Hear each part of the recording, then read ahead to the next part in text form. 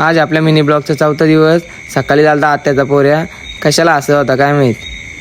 लगेच त्याचा केला बंधूंनी सत्कार. हे आहेत आपलं फॅन फॉलोअर्स, डेली आपलं ब्लॉगच बघत असतात. हा या हर्षद मिरकुडेचं फलांचं दुकान. घरी आलो तो याही पोल्या लाटायला घेतलेल्या. नंतर इकडे जीवन कोलेकर आलता दर्शनाला. नंतर बाहेर पप्पू शेट आलता. नंतर ॲस्थेटिक लालवाला यांना घेऊन चालायला दर्शनाला कुठेतरी. बघा कशाला असतात. नंतर घरात आलो तर हिने घेतलेली गौर चालवायला. नंतर हे दोघं भेटलं बाहेर. हे पण चाललेलं गौर घेऊन. मला पण गौर आणायची होती तर मी पण घेतली तयारी करून. आणि मग आणली आपली गौर आणली आणि मग केली चकुलीने पूजा. चकुलीची पूजा करून झाल्यावर केली मम्मीनी पूजा करून झाली. आणि गौरबाई आपली ठेवली. आणि मग गौरबाई ठेवली ना बाहेर आलो ना. बघता भावेशेटने नवीन गाडी घेतलेली तर चाललो आम्ही टिटवाल्याला.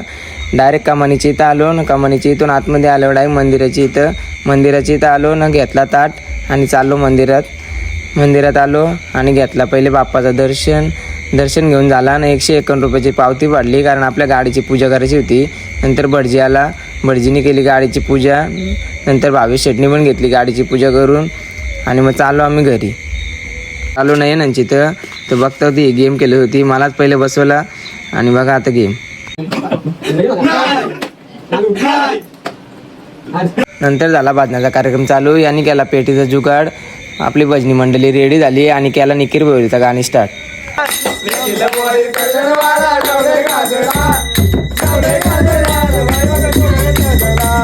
नंतर केला भूषण महाराजांचा हार घालून सत्कार. टिला विला लावला केतनबाईंनी.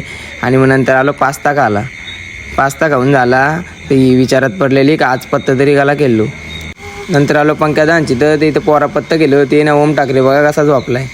जर आपला ब्लॉग आवडला असेल तर लाईक करा, कमेंट करा, शेअर करा. चला भेटू पुढच्या ब्लॉगमध्ये.